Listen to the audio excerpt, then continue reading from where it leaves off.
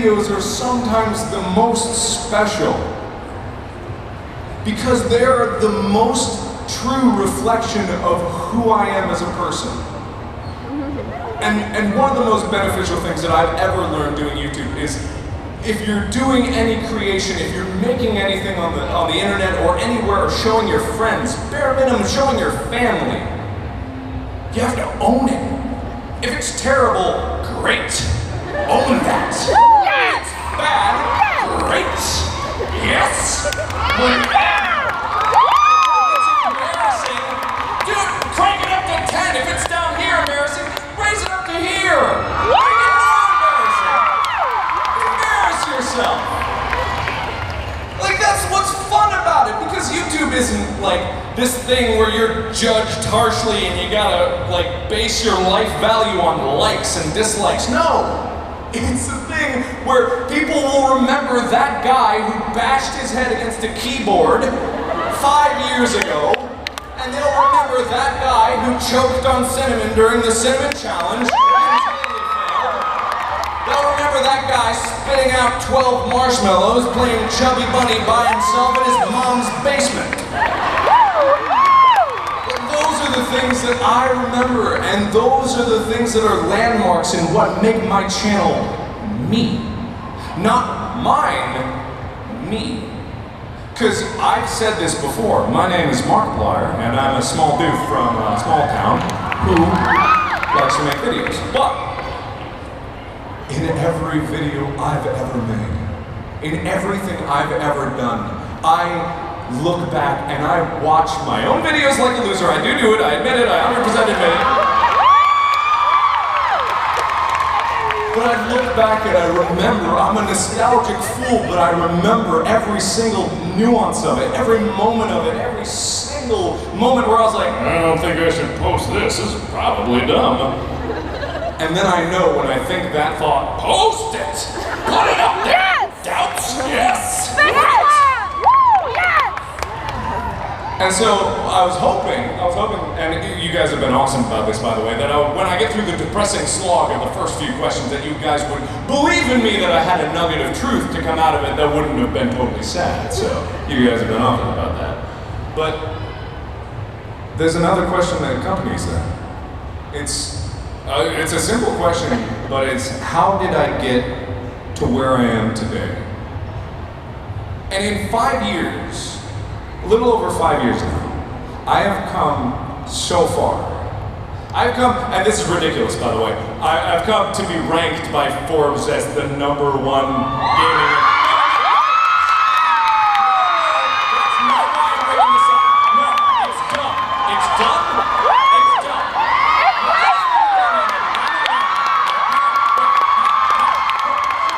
I'll say more depressing stuff if you keep cheering.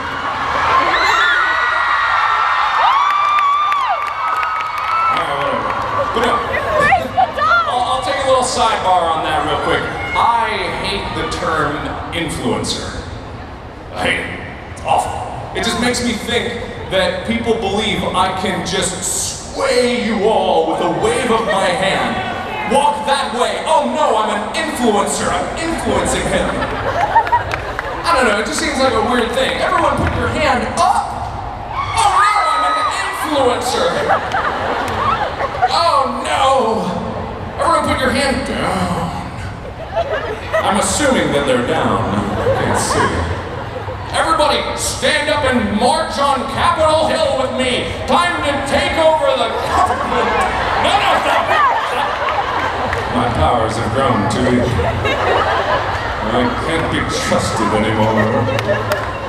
But no, like that whole term, like it's a joke. It really is a joke because what I value out of my interaction with you guys and my being up on this stage and you guys all looking at my hugely tall form. Don't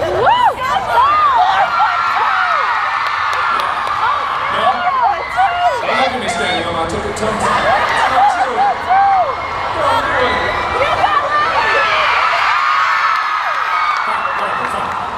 But no, like, I forgot what I was talking about. I got too enraptured in my own image, which happens a lot. what it values down to it, and what an influencer really means, to me anyway, is being this leader. Not being a, boss. Because an influencer suggests I'm your boss, and I'm like, hey, you need to subscribe, like, comment, and favorite. Subscribe to Markiplier! I think you all forgotten about favorite. Shares have been a little low this month. I don't know if you guys knew that. Subscribe to Markiplier! What it comes down to, and what is the greatest effort that I've been taking on, is being a leader by example. And the best example that I can come up with is the charity live streams that we've been doing. And we've got another one this Sunday coming up. So.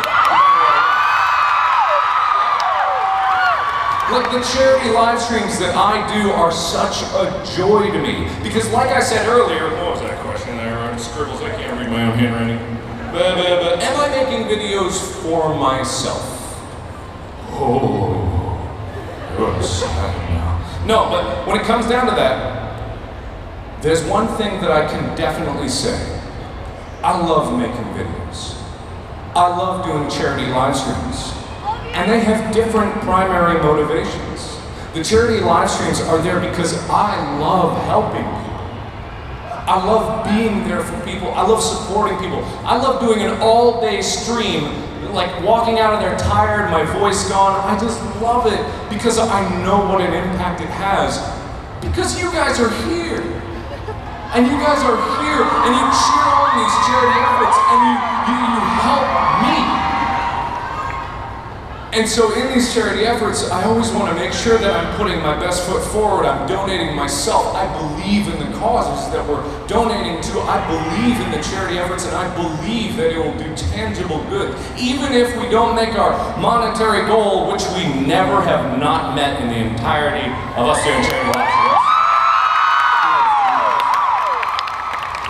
But in addition to that, it spreads this message about the power of this community that we have here, about the power of you guys. Every single one of you has the opportunity and the chance. Every one of those people who was a creator and raise your hand, you could be on this stage in 4 years. You can do better than I do. And no, you can. That's the thing. Because the only limitation that you have is yourself. I was a quiet nerd in school. I had high water pants as I was walking around class with every single textbook I could hold in my arms. That was me. I was a nerd and I loved it. You could have been an engineer! AP Physics? Yeah, give it to me. I want to be an engineer. You could have been an engineer! No, I didn't, so kudos to that. I'll put my pants down for you. Don't worry about it. Not used to wearing pants. All the way down! What was I trying to say? I totally forgot. Anyway, I was a nerd. I was a loser. I loved it. I played video games all day. I played World of Warcraft. I waited like 8 hours a night. It was my job that I paid people to do. It was awesome. And I went from that, an antisocial, introverted person, and I'm still an introvert. Being on stage doesn't bother me, but I like being alone and I like feeling that isolation, and I like that because it gives me energy, but I love being here more. I love being among you guys more. And so when I say that you can do better than I did, trust me when I say I know what I'm talking about. Because I am mediocre at best. On my best day, I'm pretty average. Average height, average width, pretty decent arms. You guys can do better. And I know you can. And I'm not so delusional that I think every single one of you will have a YouTube channel that has more subscribers than me. But there's one person in here that will someday, because they work so hard every single day at chasing what they love. And I know you're out there. I know you are. I may have already met you. I may already know you. I may already know everything about you. You may be my best friend, or you may be a complete stranger. I know you got potential. Every single one of you does. So, with that being said, I've got another question here that I wrote kind of at the end of my session with the Make-A-Wish guys. Why do I cry on camera? So this is a question that I get a lot, actually. Like this, if there was ever a question that would come straight from you guys, this would be the one. And for those of you who don't know, I'm known as the crybaby of YouTube. I'll cry at a subtle breeze washing over my face. I'll see a cute puppy bawl into tears, you know. Well, who wouldn't then? But it's a silly question. It is a silly question. Why do I cry on camera? And I do. Not a lot. People think that half of my videos are me weeping and sobbing openly. It's like maybe 10, okay, whatever. But the reason I do ties into every single other question that I just had in my hands right here. Because it's who I am! I'm an embarrassing crybaby! My name's Markiplier, I'm a small town dude from because my videos are a direct link to who I am! In my heart, like, if I'm sad, I will show you. If I'm happy, I'll show you. If I'm mad, oh, I'll show you. Mario Maker! I don't want my channel to be just this artificial construct of nothingness, of a fake guy who's tall. A fake guy named Markiplier, you know? An abstract concept of a man that you think you know and is calculated to be appealing and popular and handsome.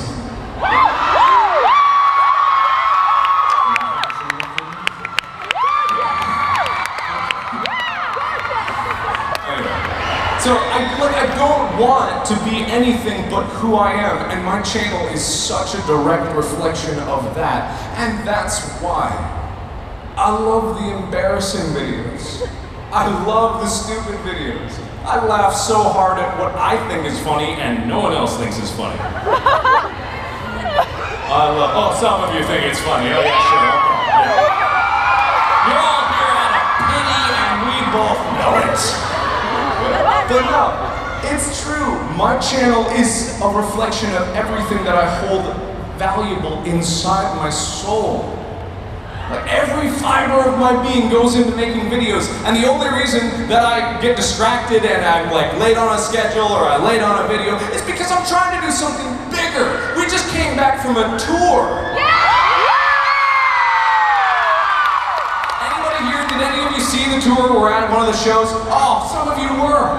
Thank you so much. Thank you, truly, honestly, for being there. Anytime you see a video late, anytime you see a video not on schedule or just missing, or there's a stupid one in the way, it's because I'm there in the background pushing myself to do something more. And make no mistake, I did not do all of the work on the tour. There were so many other amazing people that actually I wish were on this stage right now. Bob, Tyler, Ethan, Wade. Everyone that was involved is just... It's just like, it's such a good feeling also to be able to do what I do with my friends. And I think that's one of the grounding elements of what makes me who I am. And I'm not saying I'm better than any other YouTuber there. Don't you fucking say that.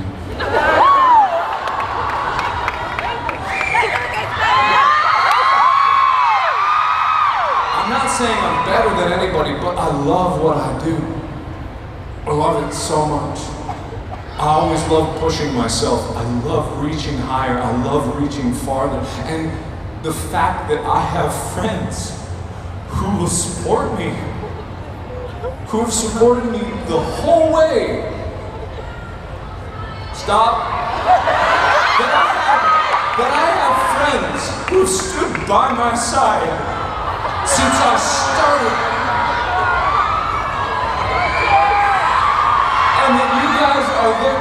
in every thank you video I see from you, every subscriber special that you make, I've seen people doing heartfelt gestures of thanks. And for what? Me?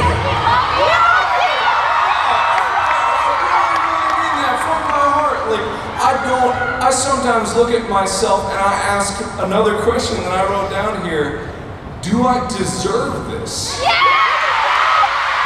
You guys are very eager to answer, and I appreciate the vote of confidence, but do I? Yeah! Let me answer. It's not Q and A, it's Q and A. I've got the Q and the A.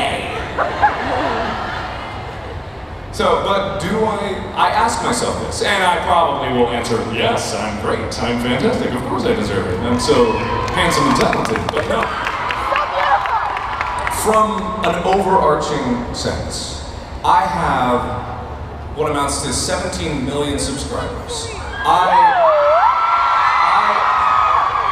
have so many countless followers on Facebook, Twitter, Instagram. I have these numbers. Numbers. I get like millions of views like every day, and numbers. But would I still be who I am without the numbers? Do the numbers actually mean anything? When you're making videos and when you're creating something, the very first and foremost thing that you have to remember is that you're making it for yourself. And then you take that thing that you cherished and you slaved over and you sweated every day of your life to make, and you hand it off to you guys. And you just send it into the wind and you just toss it out there and hope like a baby bird that it spreads its wings and flies. And there are times when it sinks and just hits the ground. And so I ask, I've reached a point where every single video I make, every single one, will at the bare minimum get 1 million views. Every single one, whether I put in effort into it or didn't. Whether it's a garbage video or not, it will get around 1 million views. Do I deserve that?